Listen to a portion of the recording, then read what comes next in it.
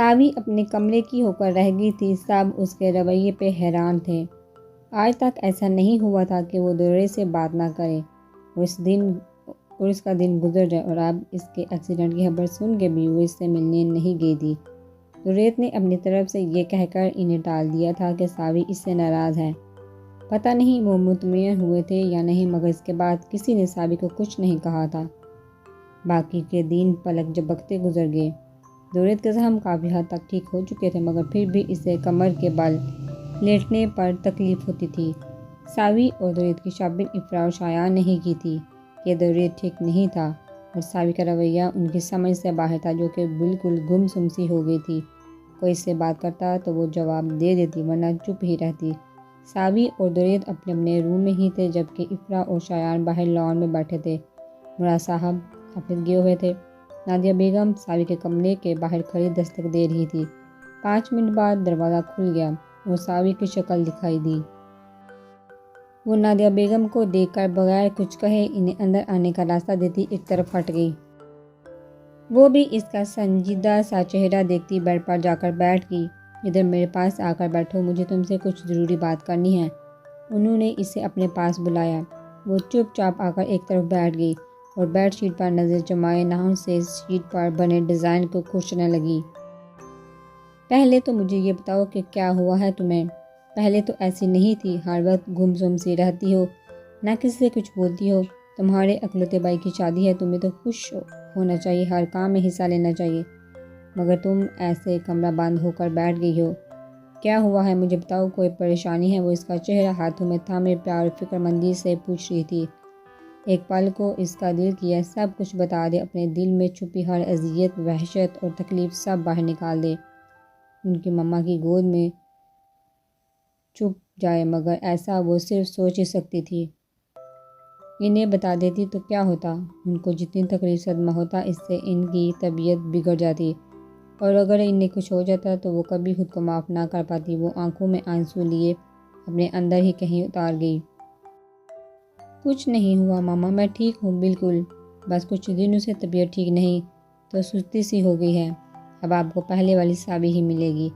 اس نے یہ الفاظ کس اذیت سے کہے تھے اس کا دل ہی جانتا تھا۔ شاباش میرا بیٹا، خوش رہو۔ وہ اس کے سر پر ہاتھ پھیرتی بولی، آپ کو کچھ بات کرنی تھی؟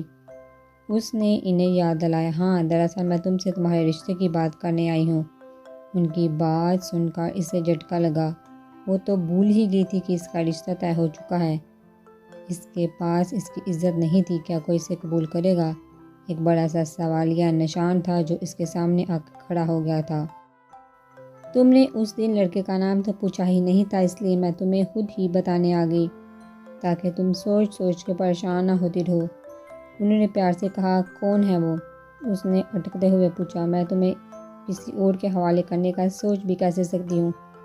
دوریت تمہارے لیے بہترین ہے، اس سے بہتر تمہارے لیے کوئی ہو ہی نہیں سکتا، اس لیے ہم نے سوچا کہ تم دونوں کا رشتہ اناؤنس کر دیا جائے تاکہ تم دونوں کو اس رشتے کا اور اپنے حدود کا احساس ہو۔ ایک دھچکا تھا جو اس کے دل کو لگا تھا، تکلیف کی ایک شدید لہر اس کے دل میں اٹھی تھی۔ وہ دوریت کے ساتھ نہیں ماما، مجھے دوریت سے شادی نہیں کرنی، کسی سے بھی کروا دے مگر دوریت سے نہیں۔ وہ ایک دم آپے سے باہر ہوتی ہوئی بولی، اس انسان سے شادی کیسے کر سکتی تھی جس نے اس کی سب سے انمول چیز چھین لی تھی؟ جب اس نے شادی سے پہلے اس کی عزت کا خیال نہیں کیا تو وہ شادی کے بعد کیا خیال رکھتا؟ نادیہ بیگم اس کا ریئیکشن دیکھ کر دنگ رہ گئی۔ انہیں تو لگا تھا وہ دوریت کتنا خوش ہوگی، بچپن سے وہ دونوں ساتھ تھے، ایک دوسرے کو سمجھتے تھے، اور اب وہ ساوی کے منہ سے یہ سب سن کر بھڑک گئی تھی۔ کیا بکواس کر رہی ہو تم؟ کیوں نہیں کرنی تمہیں سے شادی؟ وہ غصے سے پوچھ رہی تھی۔ بس میں نے کہہ دیا مجھے نہیں کرنی ان سے شادی، کسی قیمت پر بھی۔ وہ سپاٹ سرد لہجے میں انکار کر گئی۔ شادی تمہاری صرف اسی سے ہوگی، اس کے علاوہ تمہاری شادی کسی سے نہیں ہو سکتی، یہ بات اپنے دماغ میں بٹھا لو تم۔ انہوں نے بھی بھڑکتے ہوئے اسے جواب دیا۔ کیوں نہیں ہو سکتی کسی اور سے شادی؟ وہ چیخی۔ کیونکہ تم اس کے ابھی وہ بات مکمل کرتی کہ دروازے پر دستک ہوئی اور ساتھ ہی دوریت اندر آیا۔ چچی ماں آپ جائیں، میں بات کرتا ہوں، اس نے نادیہ بیگم کی طرف دیکھتے ہوئے کہا۔ بیٹا تم یہاں کیوں آ گئے؟ تمہارے زخم ابھی پوری طرح سے ٹھیک نہیں ہوئے؟ وہ پریشانی سے بولی۔ میں ٹھیک ہوں، آپ پریشان نہ ہو پلیز، وہ ان کو تسلی دیتا بولا۔ ٹھیک ہے، مگر دیہانت ہے اور اسے بھی سمجھا دینا کوئی الٹا سیدھا خیال ذہن میں نہ آئے۔ اس کی شادی صرف تم سے ہی ہوگی اور اب شایان کے ولیمے پہ ہی اس کی رخصتی ہوگی۔ انہوں نے درید کو کہتے اپنا فیصلہ بھی سنایا، جس سے سن کر ساوی تڑپ اٹھی، مگر نادیہ بیگم بغیر اس پہ نگاہ غلط ڈالے کمرے سے چلی گئی اور وہ درید کو زخمی نگاہوں سے دیکھنے لگی۔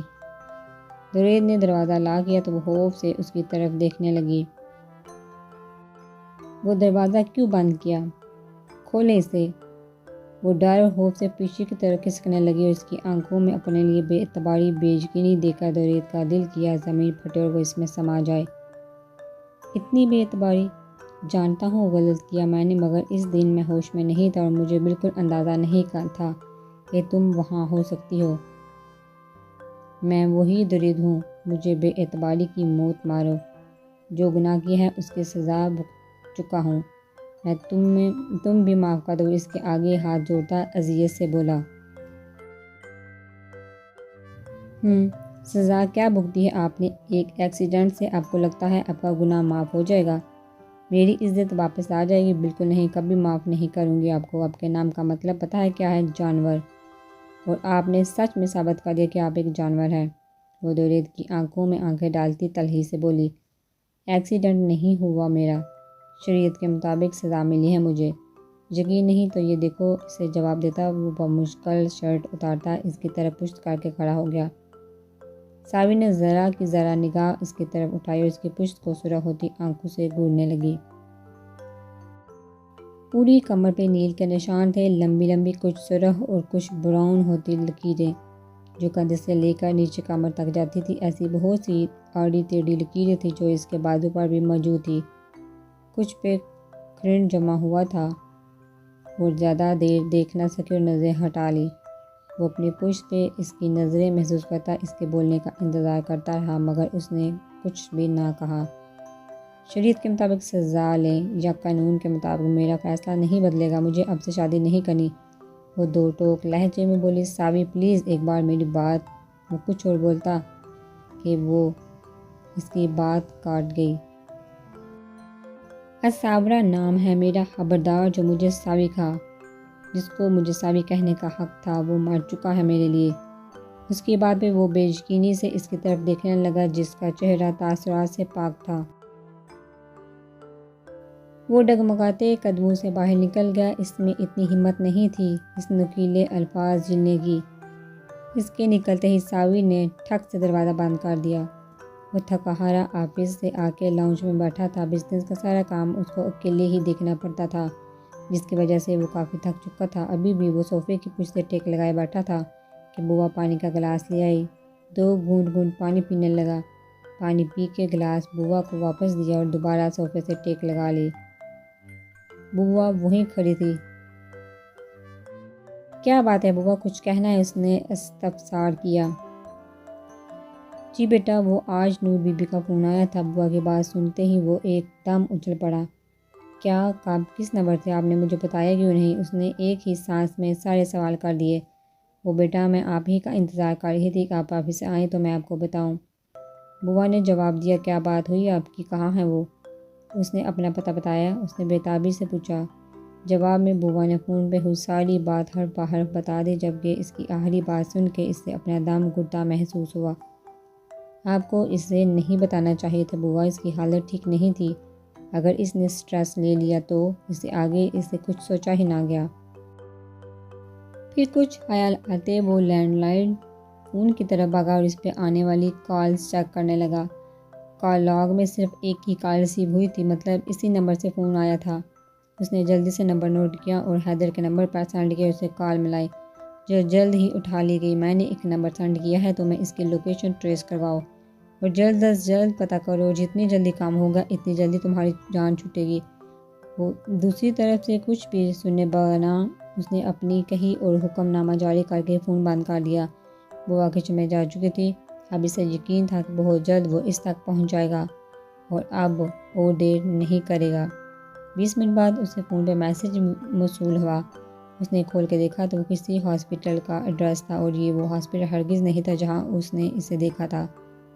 وہ فون جیب میں رکھتا اٹھا اور باہر آ کر گاڑی سٹارٹ کرتا زن سے گھر سے نکل گیا۔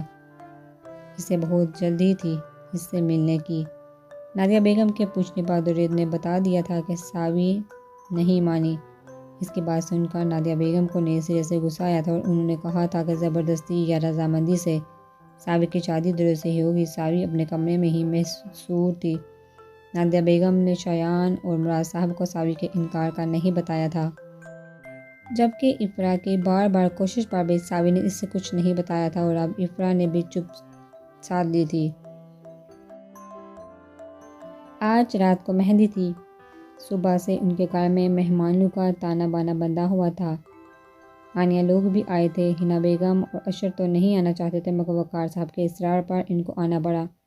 آنیا صاحبات بلائے نادیہ بیگم کے ساتھ ان کی ہیلپ کروا رہی تھی، جبکہ آنیا کو ان کے ساتھ کام کرتا دیکھ کر حنا بیگم اندر ہی اندر جل رہی تھی۔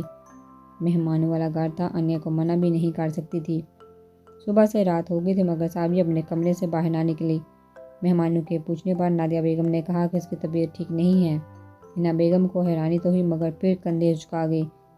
افرا تیار ہو کے بیٹھی تھی۔ اس نے پیلے رنگ کا لہنگا پہنا ہوا تھا، موتیے اور گلاب کے پھولوں کا زیور پہنے وہ خود بھی ایک پھول لگ رہی تھی۔ لائٹ سے میک اپ میں وہ بہت پیاری لگ رہی تھی۔ اسے ساوی کی کمی بری طرح محسوس ہو رہی تھی مگر پھر اس کی طبیعت خرابی کا سوچتی گہرا سانس لے کے رہ گئی۔ لڑکیوں نے ڈھولکی رکھی ہوئی تھی اور ساتھ میں گانے گا رہی تھی۔ دو لڑکیاں افرا کے دائیں بائیں بیٹھی اسے مہندی لگا رہی تھی۔ مہندی لگانے کے بعد افرا کو شایان کے ساتھ جھولے پہ بٹھا دیا گیا۔ شایان نے اسے دیکھا تو دیکھتا ہی رہ گیا۔ اس نے ہمیشہ افرا کو سادگی میں ہی دیکھا تھا اور آج پہلی بار اسے تیار کر کے دیکھ رہا تھا۔ اس کے دل کی دنیا بدل گئی تھی۔ سب کی نگاہیں ان کی طرف تھی اس لیے وہ اپنی نگاہوں کو کنٹرول کرتا نظر پھیر گیا۔ وہ خود اس وقت سفید شلوار قمیض میں ملبوس تھا اور بہت ہینڈسم لگ رہا تھا۔ پھر باری باری سب عورتیں آئیں اور انہیں سلامی کے ساتھ دعا دیتی۔ آنیا اسے مہندی لگانے آئی تو وہ خام خواہ شرمندہ ہوگی۔ آنیا اس کی بائیں طرف بیٹھی جبکہ دائیں طرف شایان بیٹھا تھا۔ مجھے معاف کر دو آنیا، میری وجہ سے تم اور شایان۔ وہ آنیا کی طرف جھکی اور بھی کچھ کہتی کہ آنیا اس کی بات کاٹ گئی۔ تمہارا کوئی قصور نہیں ہے افرا، یہ سب تو قسمت کی باتیں ہیں۔ شایان کا ساتھ میری قسمت میں لکھا ہو تو یہاں آج میں بیٹھی ہوتی، مگر یہی تو بات ہے کہ شایان کا ساتھ تمہارے نصیب میں لکھا تھا، اس لیے آج یہاں تم ہو۔ مجھ سے معافی مت مانگو پلیز، وہ نرمی سے کہتی اپنی نم آنکھیں لیے وہاں سے اٹھ گئی اور افرا اس کی پشت دیکھتی رہ گئی، جبکہ شایان ان کی باتیں سن چکا تھا مگر چپ رہا۔ حنا بیگم نے افرا کو مہندی نہیں لگائی تھی، نہ ہی نادیہ بیگم نے ان کو کہا۔ رات 1 بجے کے قریب یہ تقریب ختم ہوئی تو افرا نے سکھ کا سانس لیا۔ وہ بیٹھ بیٹھ کے بہت تھک گئی تھی، مہندی بھی سوکھ چکی تھی۔ وہ ہاتھ دھونے واش روم چلی گئی، پھر واپس آ کے پھولوں کی جیولری اتارنے لگی۔ ابھی اسے میک اپ بھی صاف کرنا تھا، اس سے پہلے کہ وہ واپس واش روم جاتی کہ کوئی عجلت میں روم میں داخل ہوا اور دروازہ لاک کرتے اس کی طرف بڑھنے لگا۔ آپ یہاں کیا کر رہے ہیں؟ کسی نے دیکھ لیا تو پلیز جائیں یہاں سے۔ وہ اسے اپنے کمرے میں دیکھتی بکھلا گئی۔ کوئی دیکھتا ہے تو دیکھے، میری مسز ڈوبی ہو یار، اتنا ڈر کیوں رہی ہو؟ شایان نے اس کی طرف بڑھتے ہوئے کہا۔ آپ یہاں کیوں آئے ہیں؟ وہ سوالیہ ہوئی۔ یار باہر تو میں تمہیں صحیح سے دیکھ بھی نہیں سکا اور نہ ہی تمہاری تعریف کر سکا، اس لیے اب میں یہاں تمہاری تعریف کرنے اور تمہیں دیکھنے آیا ہوں، اور اب تو کوئی ڈسٹرب نہیں کرے گا۔ وہ اس کا چہرہ دیکھتا اپنا پلان بتانے لگا۔ اب کل کر لیجیے گا تعریف، ابھی چاہیے یہاں سے، وہ اس سے ٹالتی ہوئی بولی۔ کل تو کل کے حصے کی کروں گا نا، آج کے حصے کی تو ابھی کرنی ہے نا۔ اب چپ بالکل۔ وہ اس کی طرف غور سے دیکھتا اسے کمر سے جگڑ گیا۔ بہت بہت پیاری لگ رہی ہو، اتنی کہ دل کر رہا ہے کھا جاؤں تمہیں، وہ معنی سے بولا۔ آپ جائیں پلیز، وہ بلش ہوتی ہوئی منمنائی۔ اچھا، وہ اچھا کو کھینچتا اس پر جھک گیا اور دیوانہ وار اس پہ اپنی چاہت لوٹانے لگا کہ وہ اس کی گرفت میں کھسمسانے لگی۔ وہ اس سے الگ ہوا تو افرا رخ موڑے گہری سانس بھرنے لگی۔ یار میری طرف دیکھو گی تو تعریف کروں گا نا، وہ اس کا رخ موڑتے بولا۔ مجھے نہیں کرانی، اب آپ جائیں یہاں سے، وہ شرم سے سرخ ہوتی کہنے لگی۔ مجھے تو کرنی ہے نا، وہ بھی اپنے انداز میں۔ وہ اسے اٹھاتا بیڈ تک لایا اور آرام سے لٹا دیا۔ ابھی وہ اس پر جھکتا کہ وہ اپنے دونوں ہاتھ منہ پر رکھ کے ہاتھ ہٹا دو نا، ہاتھ کاٹ کے ساتھ لے جاؤں گا۔ وہ اسے شرارت سے دھمکی دینے لگا۔ وہ اس کی بات پہ آنکھیں پھاڑے منہ کھولے اسے دیکھنے لگی کہ وہ ہنستا اس کی بے وقوفی پہ اس کی دونوں ہاتھ کے ہاتھ کاٹ گیا اور اس کے لبوں پہ اپنی محبت کی مہر لگانے لگا۔ افرا کو لگا جیسے اس کے سانسیں رک جائیں۔ وہ اسے پیچھے دھکیلنے لگی مگر مقابل شاید آج اپنی برسوں کی تشنگی مٹا رہا تھا۔ بے بسی سے بس اس کی آنکھوں سے آنسو نکل آئے۔ شایان اپنے ہونٹوں پہ اس کے آنسو محسوس کرتا اس کی جان بخش گیا۔ اس کے ماتھے سے ماتھا ٹکا گیا۔ کتنا زبردست ہتھیار ہے نا تم عورتوں کے پاس، مرد کو اپنے قابو کرنے کا۔ اور اس کے آنسو چونتا ہوا شرارت سے بولا کہ وہ اس سے دھکا دیتی اٹھ گئی۔ کیا ہوا، تعریف پسند نہیں آئی؟ پھر چلو کل تک کا انتظار کر لو، کل اپنے اسٹائل میں تعریف کروں گا، آج تو تمہارے اسٹائل میں کی ہے۔ وہ اس سے آنکھ مارتا بولا کہ وہ اس کے سینے پہ چپت لگا گئی۔ جائیے یہاں سے اب۔ وہ ہفکی سے بولی اچھا جا رہا ہوں، مگر کل کے لیے خود کو تیار کر کے آنا، کیونکہ کل کی رات سے تمہاری تعریف میں بسر ہوگی اور میں کوئی رعایت نہیں دوں گا۔ وہ جاتے جاتے مڑ کر بولا اور باہر نکل گیا۔ افرا نے اٹھ کے دروازہ لاک کیا اور پھر چینج کرنے چلی گئی۔